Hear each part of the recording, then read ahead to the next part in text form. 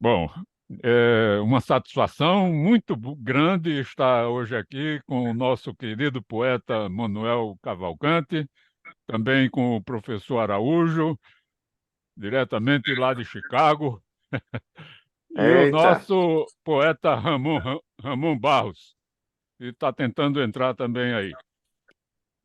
Manuel, seja muito bem-vindo ao meu canal do nosso o poeta Alberto Andanças com Poesia. E eu fico muito agradecido por você ter aceito esse nosso convite para participar desta entrevista. Eu deixo agora a palavra com você para que você cumprimente as pessoas que estão aqui, as que virão também, porque isso vai ser depois publicado no canal. Eu vou dar a você então a palavra. bem, boa noite a todos os web espectadores que estão aí assistindo a nossa live. Cumprimento os poetas da live, Alberto e o poeta Araújo, diretamente de Chicago. Estou muito feliz, né, em participar desse canal. Há tempos que a gente tinha combinado, mas não tinha dado É, certo. E, enfim, hoje vamos proceder o nosso encontro, a nossa entrevista. E é sempre muito bom a gente compartilhar experiências. sim, sem dúvida. Pô, Manuel, o Manuel é um poeta muito jovem, como todos estão vendo.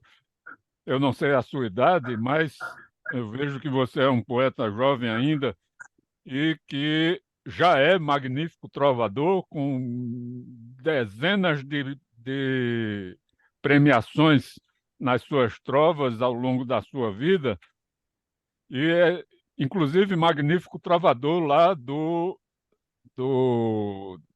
Nova Friburgo, né?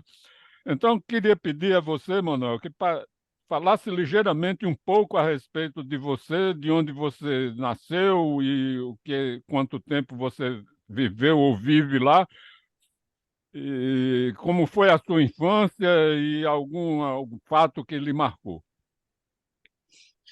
Bem, eu nasci em Pau dos Ferros, Rio Grande do Norte.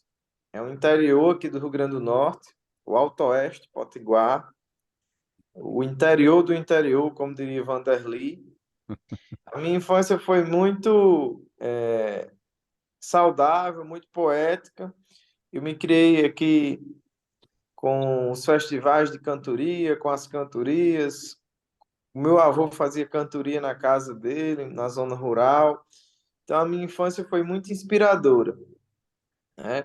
E eu me criei na cidade de Pau dos Ferros até os 19 anos, quando tive que sair para fazer faculdade em Natal. E morei 5 anos. Primeiro eu fui para a cidade de Ramon aí. Primeiro eu fui para Caicó, morei 5 meses em Caicó. Depois eu fui para Natal, onde eu cursei a minha universidade, né, o meu curso superior, que é odontologia. Né? Eu sou cirurgião dentista por formação. Mas a minha formação poética foi graças à criação que meus pais me deram em Pau dos Ferros, aqui no Rio Grande do Norte, e foi muito importante para que eu me tornasse poeta. Foi a cantoria de viola, a poesia nordestina que acordou o poeta que estava dormindo dentro de mim. Então, a minha infância foi muito decisiva na minha vida. E bom, eu fico muito alegre de saber também que você é dentista, que é assim como o poeta Luiz Otávio, o Luiz fundador da Otávio. UBT, que hoje está completando 57 anos, né? É, a fundação da UBT aconteceu exatamente há 57 anos atrás. Então, hoje nós estamos também em festa da UBT. E o fundador da UBT foi um dentista, assim como você. Gilson É, de Castro, que eu também tenho Castro no nome. é, que bom, é muitas coincidências, né? É. Me diga uma coisa, Manuel. É, atualmente você está morando onde? Eu trabalho em Açu, que é outra terra de poetas, conhecido como Ah, Atenas Norte-Rio-Grandense. Eu trabalho em Açu, aqui no meio do estado do Rio Grande do Norte. né? Hum. E sou natural de Pau dos Ferros. Passo a semana em Açu e no final de semana vou para a casa dos meus pais, a minha residência em Pau dos Ferros. Certo. É, você é casado ou é solteiro ainda? Tenho carteira assinada. Eu namoro há 10 anos. Vou fazer 10 anos de namoro. Aqui, é, o namoro hoje em dia é uma coisa que não tem mais essa diferença que existia antigamente de era namoro, noivado, casamento. Hoje em dia, namoro já é casamento também, de 10 anos É, já eu é. também me considero. Eu também me considero. Já. É. Namoro é casamento, namoro é uma forma de casar. Como foi que a literatura lhe influenciou? Você tem alguns poetas ou alguns autores, escritores, que lhe influenciaram ao longo da sua carreira? Olha, veja só, eu sempre digo que os poetas que me influenciaram, inclusive meus poetas preferidos, são os cantadores de repente, são os repentistas, né? Quando diz Aham. um autor preferido, um poeta preferido, meu poeta preferido é João Pereira da Luz, que era conhecido como João Paraibano, que era um cantador repentista. Depois, Hum. Denise Turino, que era repentista e era escritor, tinha 8 a 10 livros lançados. Rogaciano Leite, que também foi as duas coisas, poeta, escritor, cantador de repente. Antônio Francisco, que é um cordelista nosso aqui, poeta popular, e Pinto do Monteiro, que foi um repentista, considerado o maior repentista de todos os tempos. Então, essas são as minhas referências poéticas. É, será que você seria capaz de fazer, apresentar ou recitar alguma das cantigas desses cantadores? Sim, sim, de todos eles. Então, diga um aí, por favor. João Paraibano era um poeta de uma sensibilidade. Eu costumo dizer que ninguém irá ter a sensibilidade que ele teve. O que ele via, outros poetas não viam.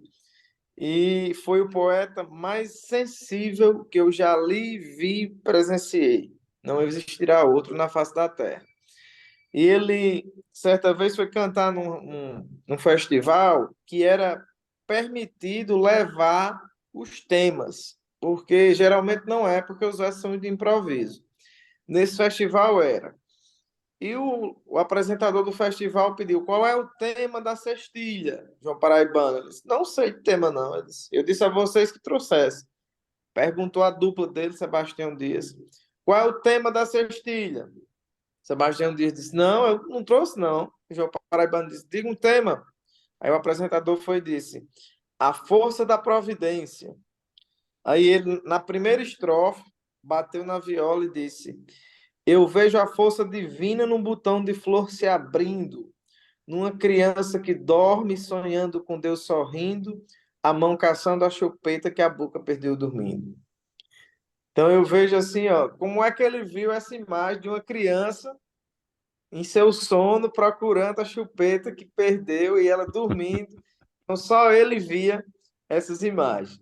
Diniz Vitorino, eu gosto de citar um soneto dele, naquela época que estava acontecendo saques nos sertões, que a inflação era 200%, 300 mil, sei lá. De manhã, 1 quilo de arroz era, vamos dizer, R$ 5, e de tarde era R$ 30. Vamos dar um exemplo assim. Aí acontecia saques no sertão nordestino, né, em lugares que tinham um, um tempo muito difícil. E ele fez um soneto para um velho que pegou um pacote de bolacha para comer. Aí ele disse ao velho aposentado, né? Ele disse: prenda um homem, doutor. Ele é ladrão. Ex-pedreiro hoje um velho aposentado, ganha o mínimo, o orgulho da nação. Ainda sai para roubar. Que descarado. 130 por mês já tem na mão, um salário para lá de respeitado, paga R$ 80 do barracão e ainda sobra 50 para o mercado. Tem apenas 3 filhos para criar. Veja só se é motivo para roubar. Não, senhor. Então prenda o delinquente, que ele pague por todo o sacrilégio para saber que roubar é privilégio dos corruptos leais ao presidente. Então, esse soneto de Diniz Turino é de muita valia. Foi na época de Collor, né? No início da década de 90, ele fez esse Hum. soneto, mas nunca deixará de ser atual. Um verso de Rogaciano Leite. Rogaciano Leite é muito inspirador, né? Tem um livro chamado Carne e Alma, que já está bem, não sei quantas edições. Ele disse: Senhores críticos, basta deixar-me passar sem pejo. Um trovador sertanejo vem seu pinho dedilhar. Eu sou da terra onde as almas são todas de cantadores. Sou do Pajeú das Flores, tenho razão de cantar. Não sou o Manuel Bandeira, Drummond nem Jorge de Lima. Não espereis obra-prima deste matuto plebeu. Eles cantam suas praias, palácios de porcelana, e eu canto a roça, a cabana, eu canto o sertão que é meu. Antônio Francisco, que é o nosso poeta, eu recitaria o dia inteiro. Um dia eu estava viajando com ele, ele me disse que estava começando um cordel, né? O nome do cordel é Um Planeta Sem Maldade. E certo dia eu estava em uma mesa de literatura pelo Sesc, e a menina, a poetisa que estava comigo na mesa, disse que gostava muito de introduções de cordel, da primeira estrofe do cordel, né? E citou algumas. Na hora eu me lembrei da de Antônio, que é assim, espetacular, espetacular. Antônio é da cidade de Mossoró, que é a segunda maior cidade aqui do Ah. Rio Grande do Norte. Então ele começa o cordel assim, ele diz: Eu já trabalhei vendendo de Marte para Plutão, bateria para as estrelas, estopim para o trovão e pano para a mãe do vento fazer nuvem no verão. Então, a pessoa que começa um cordel assim, ela tem uma Realmente, responsabilidade de continuar é, ele. Aí eu disse a ele, eu disse: Antônio, o que é realmente. que você vai arrumar para dizer depois que você disse isso? Ô, Manuel, agora eu queria lhe pedir, é, eu, eu sei a resposta, mas eu queria que você dissesse para nossa audiência, quantos livros que você já tem publicados de poesia? Rapaz, quando você começou a me chamar para live era 13, mas aí semana passada, não, na primeira semana de agosto, hoje é dia 20, né? Não, 18, 21, hoje é 21. 21, 21, 21. Na primeira semana de agosto, eu lancei o 14º livro, então tenho 14 livros lançados. Maravilha. Parabéns, meu nobre poeta. É, vamos passar para outro assunto agora. Vamos passar para a trova. É, Eita. a trova, ela decisivamente, ela tem um papel preponderante dentro da poesia brasileira. E você é uma das pessoas que se destaca dentro da trova. Inclusive, você ganhou alguns prêmios agora, nesse ano já, né? Um deles foi na Seção de São Paulo. Você foi um dos premiados da Seção São Paulo, né? Não lembro qual foi, não foi nos primeiros lugares, não, mas você ficou com uma Foi. classificação de uma trova na Seção São Paulo. Mas teve outros que você ganhou primeiro lugar, teve alguns que você tirou segundo ou foi terceiro lugar. É, você poderia recitar umas duas ou três trovas suas? Posso sim. É, acho que foi sexta-feira, né? Eu fui em primeiro lugar no concurso de Taquara, no Rio de Janeiro. Também fui em primeiro lugar em Irati, no Paraná. Hum. E fui terceiro lugar em Campo dos Goitacazes, né? Aí premiei em São Paulo, premiei em Sergipe, não foram nas colocações lá atrás, né, nas menções especiais. Mas a trova de Itaquara, o tema era paz. E eu disse: a paz sempre é sufocada por conflitos sociais de muitos que não têm nada com poucos que têm demais. Essa foi a trova em primeiro lugar. Uma das trovas de Friburgo, que eu gosto muito, que foi uma das que me deram o título de Magnífico Trovador, o tema era ciúme. Aí eu disse: tão forte nós nos beijamos, tanta posse e intensidade, que eu não sei se o que matamos foi ciúme ou foi saudade. Ô, Manuel, aproveitando que você falou agora de Friburgo, você conseguiu uma proeza lá em Friburgo. Eu li isso no Falando de Trova, do José Overney, que você conseguiu 4 primeiros lugares lá em Friburgo. Não lembro se foram 4 primeiros lugares consecutivos ou se foi algum intervalo entre eles, mas você tem 3 que é necessário para poder ser magnífico trovador, e teve mais um outro que você também ganhou o primeiro lugar, né? Você, quando conseguiu o título de magnífico trovador, qual era a sua idade? Era 29 anos. Na realidade, eu consegui 4 segundos lugares. Eu sou o Vasco da Gama, eu sou o campeão do segundo lugar. Não foi primeiro, foi 4 segundos lugares. Mas eu já venci o concurso de magníficos. Eu fui primeiro lugar no concurso de magníficos, na trova isolada. Ah, tá. Isso é realmente uma coisa magnífica. Você tem uma história de causar, assim, no bom sentido, de causar inveja a muitas pessoas, sem dúvida alguma. Na realidade, lá em Friburgo, uma coisa interessante. Eu premiei 6 anos seguidos. O primeiro ano em segundo lugar, em quinto lugar, aí o terceiro ano, o segundo ano em segundo lugar. Aí fiquei na bica para magnífico. Aí adivinha em qual colocação eu fiquei? Em décimo Décimo primeiro primeiro. lugar. Foi. Bati na trave total, literalmente. Aí comecei a escalada para ser magnífico novamente. Não desanimei, né? Bati na trave a primeira vez, mas não desanimei. Aí consegui 3 segundos lugares consecutivos. Realmente é uma coisa. O Luiz Otávio ele tirou o primeiro lugar também, mas a trova que deu a ele o título de magnífico foi em 10º lugar que ele conseguiu, né? Você Eu teve. fiquei em 11º. Não consegui a primeira vez. é, Existe algum poema, frase ou pensamento que sempre lhe acompanhou ou que lhe acompanha durante a sua vida toda? São muitos. Eu acho que falar de um é uma Então fale de desonestidade alguns.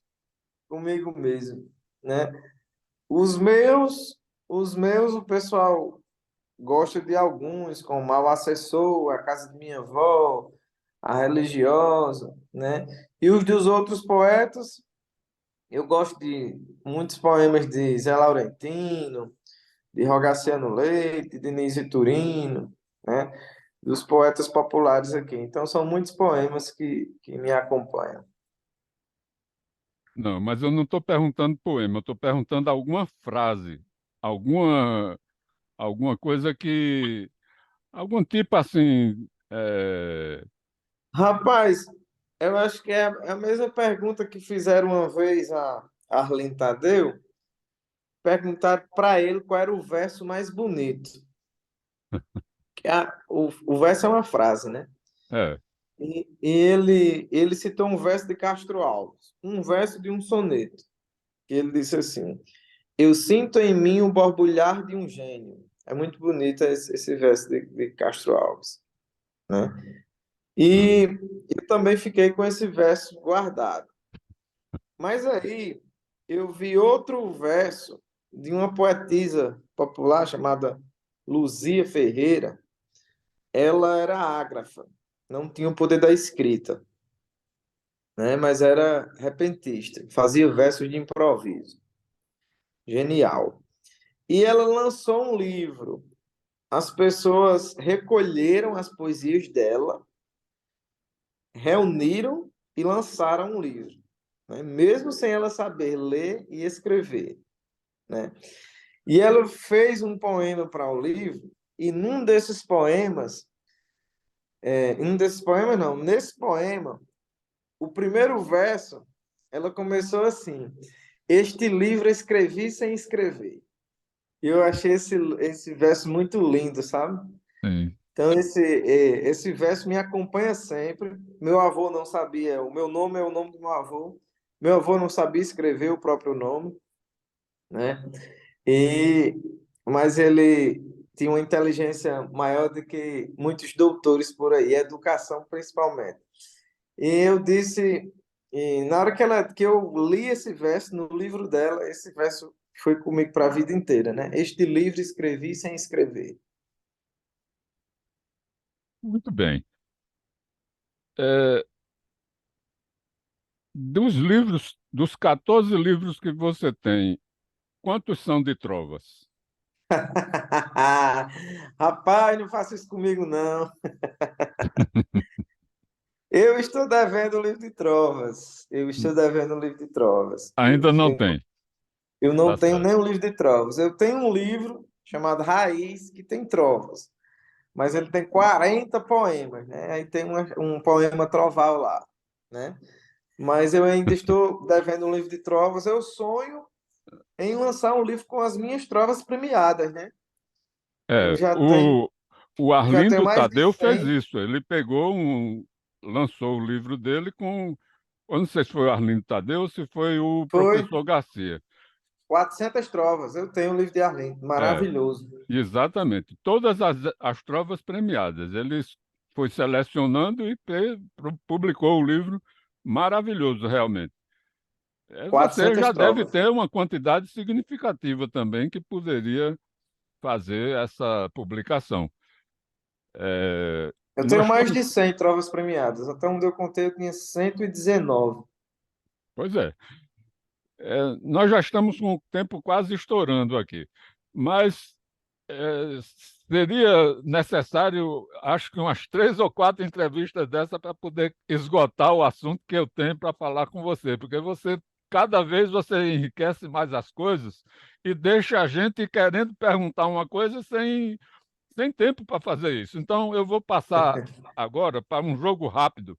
Pra gente, eu digo uma frase e você diz uma palavra que responda a essa pergunta, só uma palavra e sem pensar. Ou 2 palavras numa frase, alguma coisa assim bem rápida. Certo. O que te faz feliz? A poesia. Um momento que definiu sua vida. Rapaz, aí eu preciso descrever. Mas o lançamento do primeiro livro. Qual a sua maior qualidade? Poeta, ser poeta. E o defeito?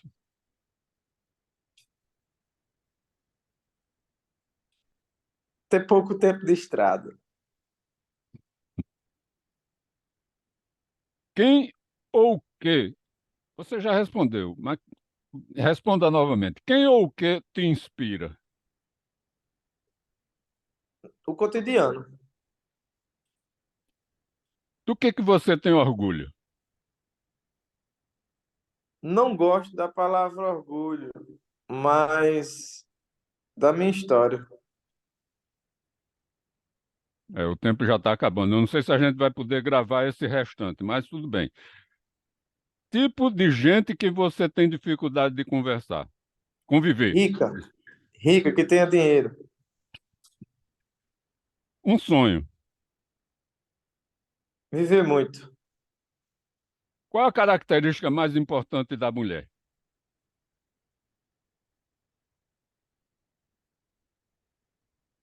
A alma. E do homem? O caráter. O que mais aprecio nos amigos? A simplicidade. Qual seria o maior das tragédias? A fome. Maior conquista como profissional? A graduação. Tem algum filme predileto? Abril despedaçado. Qual o livro que você mais gostou de ler?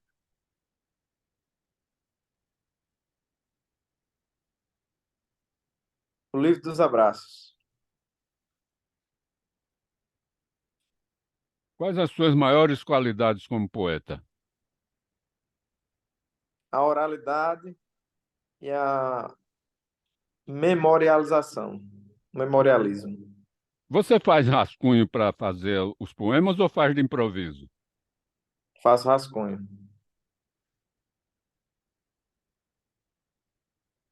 É, Qual é a mensagem que você gostaria de deixar para os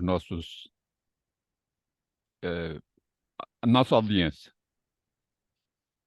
Que eles busquem os caminhos da poesia cada vez mais. A poesia mudou a minha vida e mudará a vida de quem adentrar nela, se interessar por ela. Não vai mudar o mundo inteiro, mas vai mudar o seu próprio mundo. Meu querido poeta, eu lhe agradeço muito a sua generosidade, a sua participação. Lhe parabenizo por sua história magnífica. Você tem uma história realmente muito bonita. Eu fico feliz em estar podendo fazer essa entrevista com você e agradeço a honra de que você tenha aceito o meu convite. Agradeço também ao Ramon Barros, que está nos assistindo agora, ao professor Araújo e aos demais que vierem a ver este vídeo quando ele for publicado. Muito obrigado por toda a sua generosidade. A palavra é sua. Eu que agradeço. Um abraço aí, Ramon, um abraço no professor Araújo. Estamos à disposição aí para qualquer atividade. Pode ficar à vontade. Ok, muito obrigado, uma boa noite para todos. Obrigado ao professor Araújo, obrigado ao Ramon Barros e principalmente a você, Manuel. Um grande abraço. Obrigado, abração. Tchau, tchau.